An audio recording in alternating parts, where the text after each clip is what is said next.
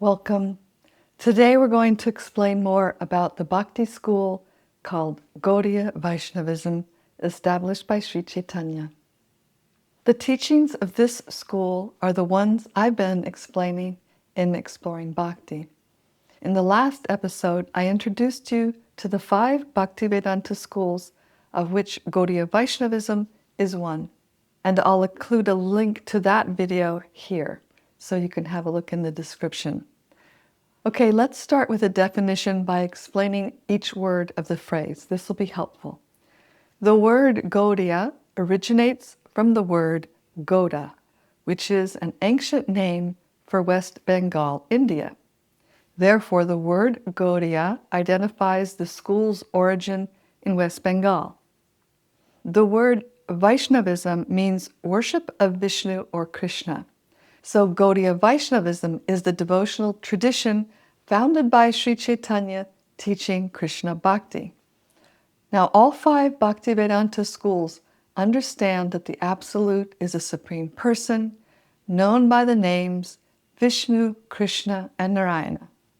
Now, this Vedantic position is based on numerous statements in the Upanishads, Puranas, Itihasas, and Krishna's direct words in the Bhagavad Gita, where he says, "I am seated in everyone's heart, and from me come remembrance, knowledge, and forgetfulness. I alone am to be known by the Vedas. Indeed, I am the compiler of Vedanta and the knower of the Vedas." Gaudiya Vaishnavism is a sampradaya, or an authorized spiritual lineage. The Sanskrit word sampradaya denotes a major theological school. When a school is referred to as a sampradaya, it indicates that it's a recognized tradition which is rooted in the revelation of sacred texts. And Vedanta advises seekers to connect with an authorized school because spiritual lineages ensure that there is an accurate transmission of teachings. They provide authentic guidance through a long-standing lineage of valid teachers, and they help individuals connect with the original intent of the sacred texts. By passing down knowledge from guru to disciple and on down, we receive a coherent theological system and philosophical foundation. Without a sampradaya, we may fall into speculation, misunderstanding, or unauthorized practices which are detrimental to the pilgrim's ultimate success. And a sampradaya offers a living community of fellow practitioners which supports personal growth, shared experience, and service to others. Further, the sampradaya offers an integrated system that has been tested by practitioners over centuries. The system isn't built by one person, but revealed through generations of seers and realized persons. Nowadays, it's common for spiritual entrepreneurs to choose different elements from various systems and piece together one's personalized worldview and approach. Unfortunately, the mind, which is influenced by material energy, is unable to make proper conjectures about spirit, its nature, and laws. Since the mind can't reach spirit, we generally default to psychological efforts thinking they are spiritual, but this is absolutely wrong. Healthy psychology is helpful, but psychology will not take us to spirit. This is one reason why we see so many spiritualists not progressing. To pick and choose from different systems is like trying to build a rocket from parts of different manual instructions. It may even look impressive, but it won't launch. This method can't help us because we don't have the omniscience required to harmonize the complex physical and spiritual laws into a cohesive system that can factually liberate a soul from the fetters of matter. While Gaudiya Vaishnavism's emotional heart is ecstatic love, or prema bhakti for Krishna, it also rests on a rigorous philosophical foundation and makes a unique philosophical contribution to the spiritual religious world with Śrī Caitanya's doctrine of Achintya Bheda Bheda Tattva. Achincha Beta Beta means the inconceivable, simultaneous oneness and difference between the Supreme and his energies. To put this into perspective, let's think about a musician. The musician's energy is his music. We can say we have the musician in his music, but at the same time, the musician is not his music.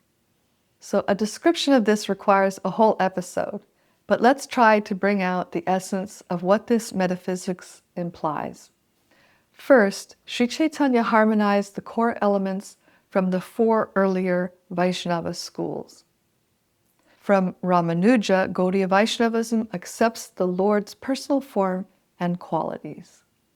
From Madhva, we accept the eternal distinction between the jiva or the soul and Ishwar, the supreme controller. From Nimbarka, Śrī Caitanya took the duality and unity of the supreme and the soul. And from Vallabha, the stress on pure devotion and the Lord's self-manifested reality. So this gives us the following. The Supreme has a personal form and qualities. The soul and the Supreme are eternally distinct individuals. The soul is the same as the Supreme in quality, but finite. The Supreme is self-manifested, and pure devotion to him is the highest aim. The Supreme and his energies are inconceivable. To these Vedantic truths, Gaudiya Vaishnavism adds the relation between the Lord and his energies and says they are inconceivable or achincha. These theological insights address philosophical problems in previous systems and acknowledges the Supreme Personal Absolute has an unlimited nature, both immanent and transcendent, that his being is all-pervading and distinct simultaneously, that the Supreme and the Atma are individuals with a bond of love, and, this is especially important, the doctrine allows for contradictory characteristics and paradoxes to be reconciled because they are all harmonized in the Absolute. While Gaudiya Vaishnavism offers a distinct theological vision, it does not dismiss other spiritual paths. Instead, it honors and supports the sincere pursuit of truth wherever it is found, emphasizing that love of God is the universal goal. The Gaudiya Sampradaya is also distinct in its emphasis on the sweet love of the soul for Krishna. Further, it emphasizes the centrality of the Srimad Bhagavatam and proves that it is the essence of Vedanta with copious Vedic evidence. And the Sampradaya further highlights that the chanting of the holy names is the primary sadhana or practice for this age by bringing attention to the verse in the Kali Santarana Upanishad. This verse clearly states that the method for self-realization in the current cosmic age is the chanting of the Mahamantra. Additionally, Śrī Caitanya revealed the most confidential secret of Vedanta by introducing Srimati Radharani, the supreme goddess of Bhakti and the feminine counterwhole of the sweet Absolute. He taught that Radha's unparalleled devotion and selfless love for Krishna is unsurpassed, and she is not only Krishna's eternal consort, but his greatest devotee. As I mentioned in an earlier episode, Sri Radha is the embodiment of Mahabhava, or the highest reach of divine love. These revelations about the feminine face of the divine are new to the world outside India. Here we learn that the Supreme, who has often been imagined as a distant male creator and dictator, is subordinate to the love of Goddess Radha. Bhakti shows us that the feminine divine is not secondary, but essential. In fact, since Radha is love itself, she is indispensable and worshipable. Finally, Śrī Caitanya demonstrated that feelings of separation from the divine are even more ecstatic than direct union with him and are a powerful way to develop divine love. We have a sense of this in our lives. When we're deeply in love, don't those pangs of separation from our beloved increase our love for them? These feelings of separations make us think of them often and increase our desire to be with them. So Mahaprabhu emphasized that the path of spontaneous, loving service transcends rules, regulations, and ritual because love cannot be constrained by them. And this spontaneity is the means to attain the highest spiritual states. Our love will need to move beyond duty or being driven by fear to become an unobstructed flow from the purified heart. Chaitanya didn't write philosophical treatises, but he taught and empowered his direct followers, who are known as the Six Gosvamis, to explain the Sampradayas theology in writing. In addition to the core Vedantic texts, the Six Goswamis produced essential texts such as Bhakti Rasamrita Sindhu, Ujjvala Nilamani, Hari Bhakti Vilas, Brihad Bhagavatamrita, and many other texts which systematized and expanded the teachings of Chaitanya Mahaprabhu.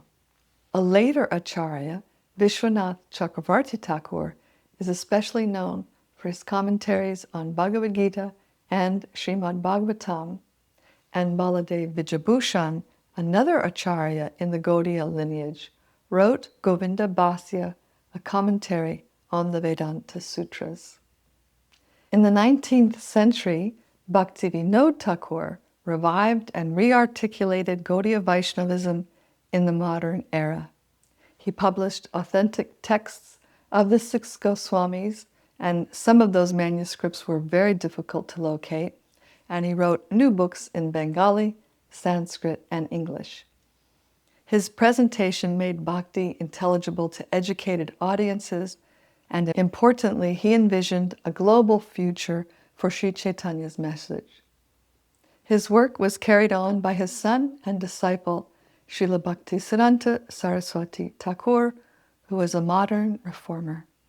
He institutionalized his father's vision by founding the Gaudiya Math and establishing over 60 centers across India.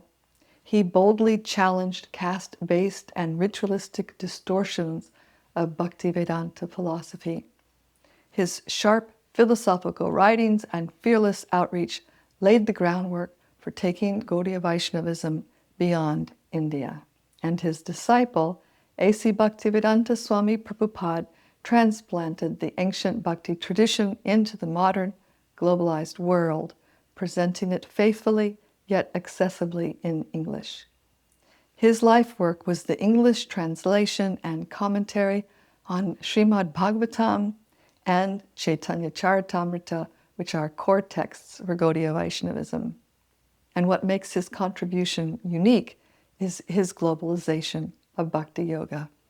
He translated, commented upon, and distributed hundreds of Vedic texts. He established over 100 temples and farm communities, and his Sunday love feast popularized vegetarianism at a time when it was unheard of. He initiated thousands of disciples around the world and created a framework for daily bhakti practices. And he introduced kirtan to the West. For this, he was dubbed the Divine Minstrel by Phil Goldberg in his American Veda. In our next episode, we'll hear more about A.C. Bhaktivedanta Swami. So we've traced Gaudiya Vaishnavism's origin in Bengal.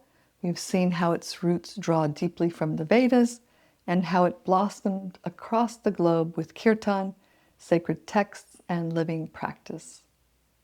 Thank you for joining me on this journey into the heart of Gaudiya Vaishnavism. If something in today's episode sparked your interest, stirred your heart, or rose questions for you, I'd love to hear about it in the comments below.